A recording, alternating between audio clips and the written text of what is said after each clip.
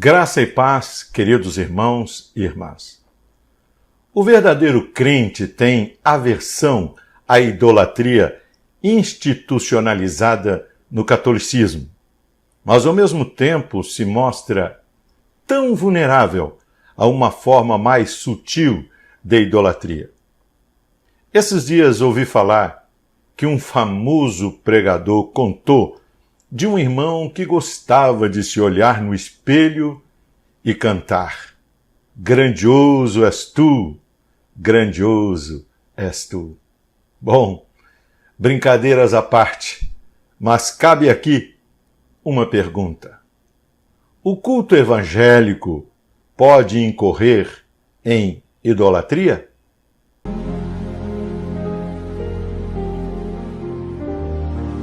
O culto evangélico há muito se tornou um evento de alta performance social, isto é, toda a sua estrutura, seu conteúdo e estilo é pensado em termos de agradar pessoas. Orientados por esta filosofia, esta ideia, buscamos proporcionar às pessoas conforto, entretenimento e espaço para a autoafirmação ou autopromoção. O pensamento que norteia esta iniciativa é, na maioria das vezes, muito bem intencionado e revela um nobre propósito, que é o de dar às pessoas as condições para que elas possam expressar seu louvor, sua adoração a Deus.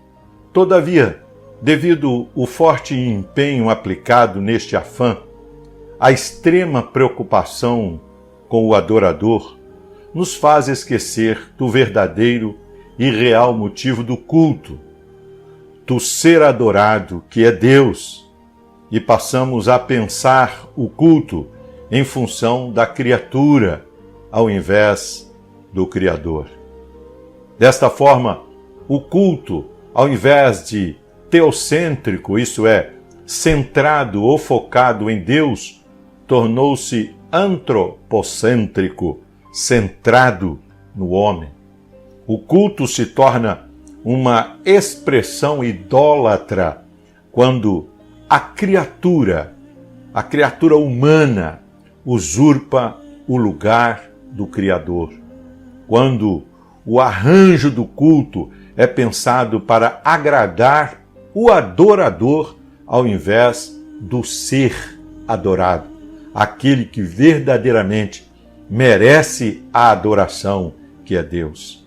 Em síntese, o culto se torna idólatra quando o adorador se torna o adorado. As marcas de um culto idólatra centrado na criatura ao invés do Criador está na irreverência, na desordem e excesso de entretenimento. Pense comigo, uma criatura geralmente não cobra reverência de outra criatura. No máximo, cobramos respeito ou reconhecimento. A reverência, geralmente, é prestada à divindade declarada. E se Deus não é o objeto da nossa adoração, automaticamente somos levados a abrir mão desta atitude. Desta forma, a irreverência é admitida, e aí, meu amigo, vale tudo. Tudo que você imaginar. Vale usar roupas indecorosas, gírias impróprias e posturas inconvenientes, como muitas vezes vemos por aí. A desordem é outra característica de um culto idólatra. Por quê?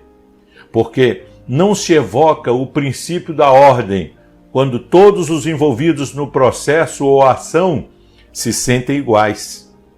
Desta forma, cada um faz o que acha que deve fazer. Não devemos reverência a outra criatura como eu.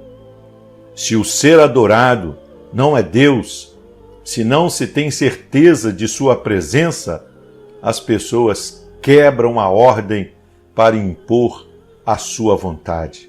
Falam alto, se levantam como se estivessem num banco da praça. Retocam a sua maquiagem, cochicham o tempo todo.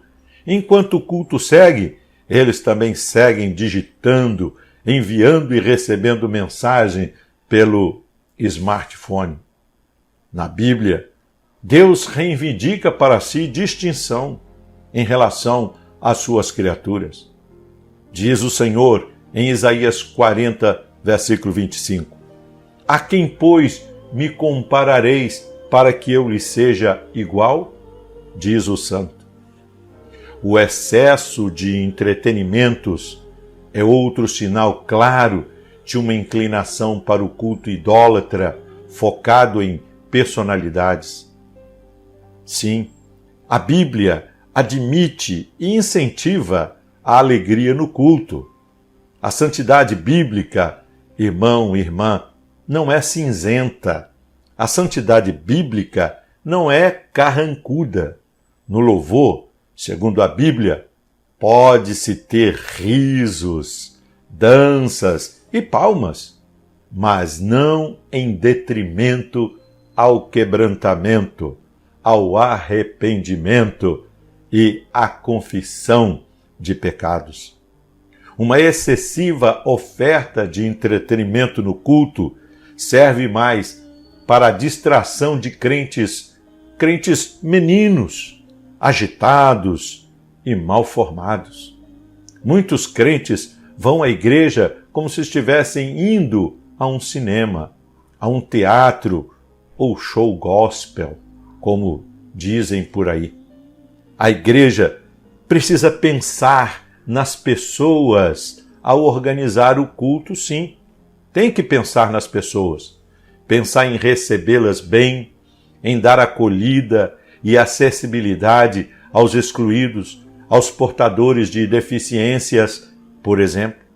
O que não podemos esquecer é que todo esforço, comportamento, arranjo e criatividade aplicados ao culto devem convergir para a nossa adoração a Deus.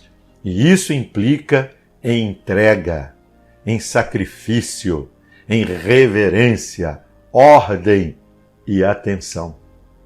Não podemos esquecer também que o culto cristão não é somente uma expressão de adoração, mas também de proclamação. Proclamação da glória de Deus, da santidade de Deus e do seu Evangelho.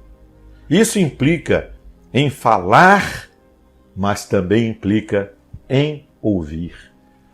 Na mesma forma, ou da mesma forma que expressamos nossa adoração cantando e falando, expressamos nossa reverência ouvindo e respondendo em obediência à voz de Deus.